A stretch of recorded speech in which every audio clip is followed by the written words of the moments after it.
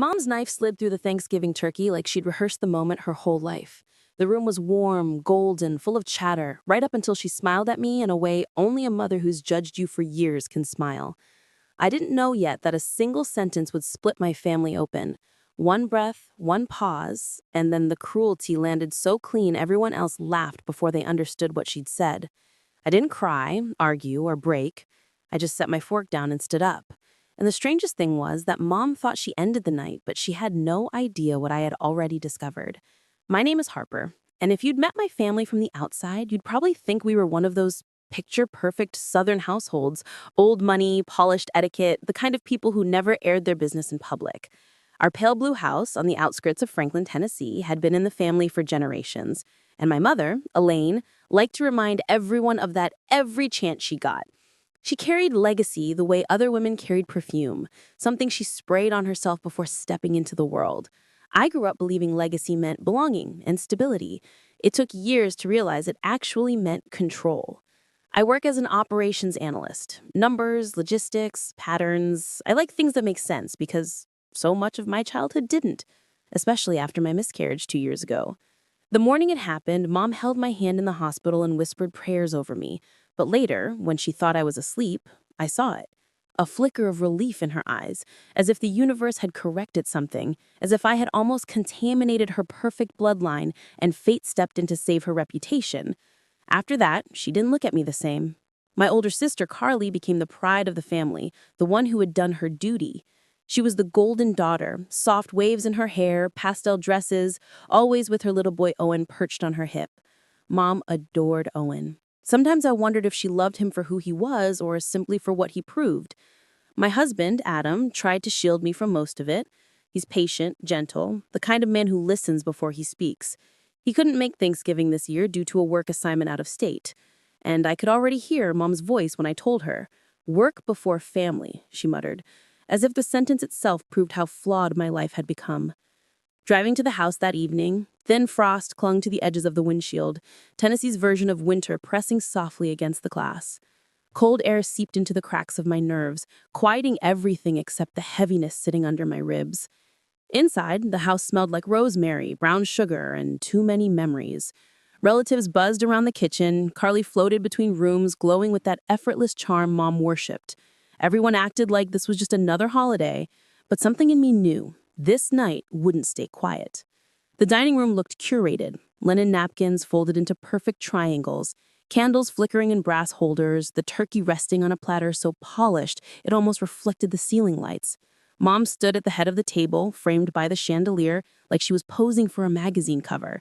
She loved moments like this, where she could pretend we were the family she imagined. I took my seat across from Carly. She smoothed Owen's hair and whispered something that made him giggle. She didn't look at me, not unless Mom was watching. Mom lifted the carving knife, and the table fell into a reverent hush. Every year, she insisted on carving the turkey herself, like a tradition passed down only to women she deemed worthy. Once, I'd imagined that might someday include me. Not anymore. Her smile stretched wider as she pressed the blade into the turkey's skin. "I'm grateful for our family," she announced, letting her gaze sweep the table before landing squarely on me, "and grateful for the purity of our line." The first sting hit, sharp, familiar. She sliced again, slower, savoring something I couldn't yet see. "And thanks to your miscarriage," she added warmly, "our family remains pure." The room froze. Then came the laughter. Real, unbothered, full. Forks clinked. Someone snorted. My Aunt Sophie tapped her nails against the table as if Mom had said something charming. My throat burned. I stared at my plate, the grooves in the china blurring. I didn't look up when Aunt Sophie laughed loudest or when Cousin Hannah whispered, "Bless her." I didn't need to. Their eyes pressed into my skin, hot and humiliating. Then Carly leaned into the moment, still stroking Owen's hair. "One real grandchild is enough, don't you think?" Her voice was almost sweet. Almost. That was when something inside me shifted. Not shattered, not cracked, just clicked, cleanly, decisively. I slid my fork onto the plate. The tap of metal against porcelain cut through the laughter. Owen stopped giggling. Even Carly's smile faltered. I pushed my chair back, stood up, and smoothed the front of my sweater. No apology, no excuse. Mom blinked, confused. "Harper, sit down. We're about to pray." But her voice sounded far away, as if I were underwater. I looked at her. really looked at her, and finally saw the truth. She had never wanted me to belong, not unless I fit her version of purity. Without a word, I walked out of the room. And the strange part was, they all thought I was retreating, but I wasn't. I was beginning. The living room was dim except for the warm glow from the windows where frost crept across the glass in delicate lines. My hands rested at my sides, steadying the weight in my chest. Their laughter drifted faintly from the dining room. It didn't follow me, but the memory of it lingered like fingerprints smudged across a mirror. Harper? I turned. Ryan, Carly's husband, stood in the doorway, shoulders tense, eyes filled with something that wasn't pity. It was fear. Quiet, private fear. Can we talk? I nodded. His voice wasn't the voice of someone checking on me. It was someone carrying his own burden. He stepped closer, running a hand through his hair. I need your help. Something's wrong with Carly. At any other point in my life, I might have defended Carly, but not after that dinner. What's going on? I asked. He hesitated, then exhaled shakily. I want to get a DNA test for Owen. The room tilted slightly as the meaning sank in. Ryan kept talking, voice low. She's been distant, defensive, hiding her phone. She leaves for these church groups I can't verify, and his throat tightened. He doesn't look like me. I didn't argue, didn't reassure. I only asked, "What do you need from me?" "Help me do it quietly," he whispered. "I don't want to accuse her without proof." That was what did it. The steadiness in his voice, the way he sought truth instead of spectacle. Something in my chest tightened, but for the first time that night, it wasn't anger. "I'll help." His shoulders sagged in relief. He slipped back into the hallway, and I returned to the dining room doorway just long enough to glance at them from a distance. Mom laughing, Carly leaning into Pastor Daniel, far closer than propriety allowed. Owen happily chewing his dinner while the adults played their roles. And suddenly, the patterns clicked. I was an analyst. Patterns were the language my mind lived in, and the patterns here were glaring. 3 days later, I sat in my home office, long after Adam's flight left for his business trip. The house was quiet, just the hum of the heater and the faint tapping of winter against the window. I opened my laptop and began to dig, not out of spite, but for clarity. If Carly was hiding something, she would leave signs. I started with church records because Carly's meetings always tied back to church activities. Pulling the ledgers wasn't hard. I'd helped with a few volunteer audits in the past and knew where to look. At first, everything looked clean, but I wasn't searching for obvious fraud. I was looking for habits, for the kind of small, repeated things that reveal a life. Each month, there was a modest transfer to an account labeled under a generic charity support line. Each transfer happened the same week Carly claimed she was volunteering. I mapped dates against her calendar entries. Patterns formed: transfers, hotel bookings, recurring charges. A quiet, inexpensive hotel on the edge of town showed up on her statements every other Wednesday. Every time the transfer cleared, she'd say she'd been at a retreat.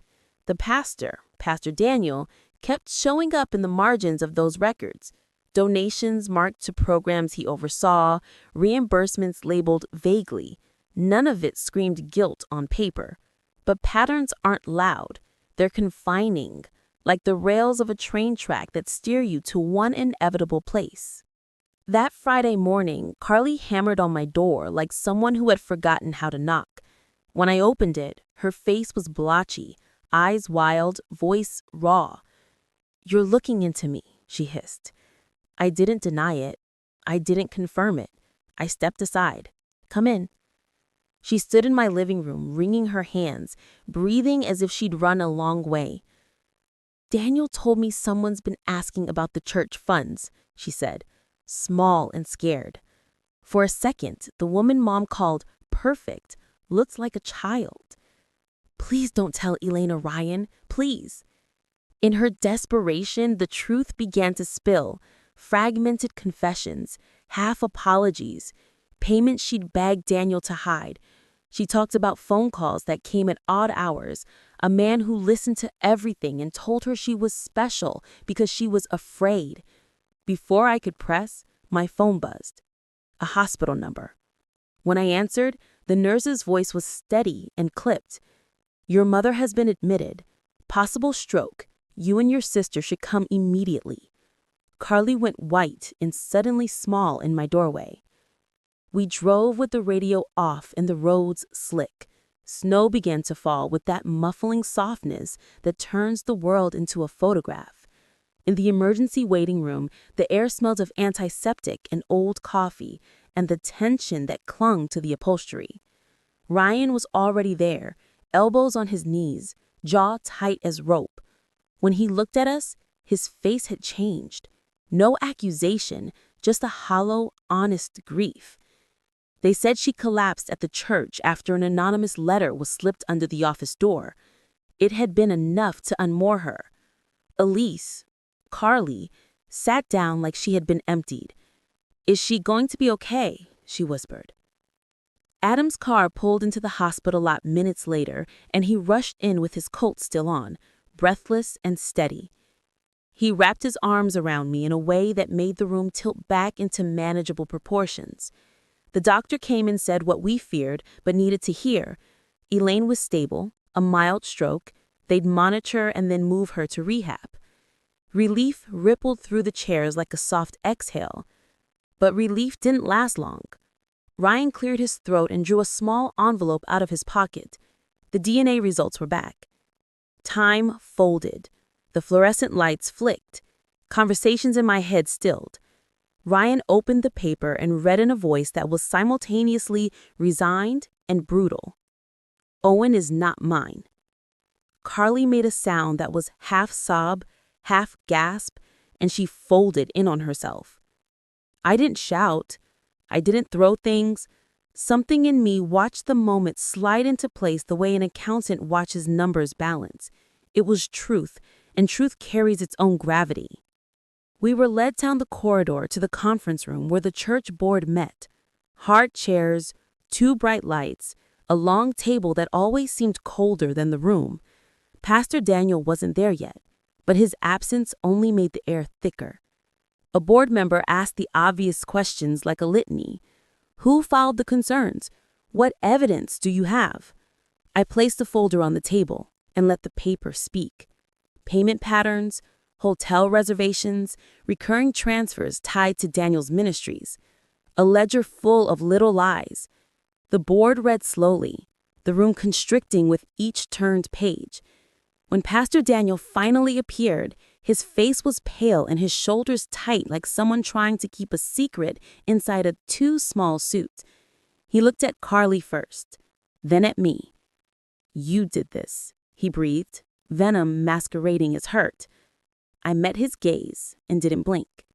No, you did this the moment you believed no one would look closely. The board didn't need to be convinced twice. Suspended pending investigation, they said. The words felt like a verdict even before anything official came down. Elaine's protests, petitions for leniency, fell flat. It will ruin our family, she whispered, a tremor in her voice. Your family did that, Ryan said. Not them. Not anymore. By the end of that week, the church had begun an audit. Daniel was stripped of his title and the accounts were frozen. The calls stopped. The visitors who once filled Elaine's phone reduced to silence. She was moved to a rehab wing, and the woman who'd once commanded rooms could barely lift a spoon. When I visited, she tried to apologize, words thin and brittle as glass. But I didn't fold the cracks shut. Some things don't need fixing, they need acknowledgement. Carly's fall was harsher. The scandal's weight broke her differently than it broke Mom. She was hollowed out, shrunken by shame and fear. Ryan filed for divorce and custody. He wanted to protect Owen from the rot that had seeped into our lives. The court process was mercifully swift. Ryan's calm steadiness and the DNA results did not favor Carly in the judge's eyes. He received full custody and moved with Owen into a smaller duplex not far from our new house. He visited sometimes. Owen was a quieter now, rolling his thumb along the hem of his sleeve, trusting Ryan in a way that couldn't be staged. After the hearings, we all moved through a strange, quieted life. Elaine's phone, once buzzing with requests for favors and polite invitations, sat dark beside her hospital bed. Friends stopped by less often, The people who had praised her were careful now.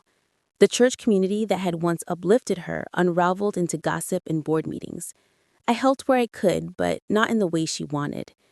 When Carly came to me one late winter night asking for money, for a place to stay, for absolution, I closed the door gently. "You need to rebuild your life," I said. "Don't borrow mine." The words landed like a small, necessary boundary. Ryan packed his boxes with an economy of motion that was almost beautiful in its restraint. He thanked me once through the doorway, voice low, grateful. "You gave me the proof I needed," he said. Adam and I began to rebuild too, but on different terms. We found a smaller home in a neighboring town, cozy with a yard that caught the snowfall just right, a place where the wind sounded softer. The adoption paperwork sat on the kitchen counter like a promise we were finally willing to make tangible. Some nights we sat at the kitchen table and traced future names and nursery colors, with a kind of careful excitement I hadn't allowed myself in years. Winter settled into spring, and the house gradually filled with little things that felt chosen rather than inherited. A soft quilt from a thrift shop, a lamp that throws a warm pool of light on rainy nights, the sound of Adam's quiet laughter from the living room. There were awkward conversations with relatives, cold civilities, and forced smiles, and I learned to keep my answers short when people asked about Elaine. "She's receiving care," I'd say. No more explanations. The truth had been said, now it simply existed. A year later, Thanksgiving arrived in a gentler form. I stood by the kitchen window with a mug warming my hands and watched the snow lay itself over the yard like a new sheet. No carved marble turkey centerpiece, no framed portraits demanding performances. Just the soft thud of falling snow and Adam's hand resting over mine. Our house smelled of cinnamon and coffee, not ambition. The adoption agency called that morning with good news. A local child matched our profile. We cried and laughed and sat very still as if the world were finally aligning with the life we'd chosen. I used to believe family was a ledger you were born into, a balance sheet you didn't get to edit.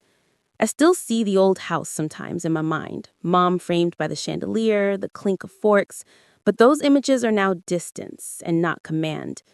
If you've ever had to protect yourself from the people who should have loved you most, tell your story. If you want more like this, come back for the next chapter.